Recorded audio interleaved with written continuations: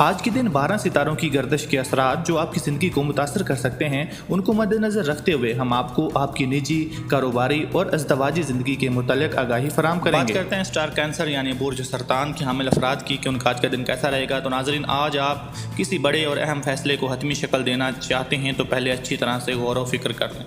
सितारों के असरात की वजह से आपको पैसा कमाने का मौका ज़रूर मिल सकते हैं, लेकिन साथ ही अपनी ज़िंदगी को रंगीन बनाने का मौका भी मिल सकता है। आज आपके कुछ रिश्तेदार आपको किसी तकरीब में मदऊ कर सकते हैं, लेकिन आपको अपने हालात की नज़ाकत मद्देनज़र रखते हुए फ़ैसला करना चाहिए। मगर दावत कबूल कर लिए ना तो आपने आपको मुनज़्ज़म करने की कोशिश ज़रूर करें ताकि बहुत सी अनकही बातें भी सामने आ सकें।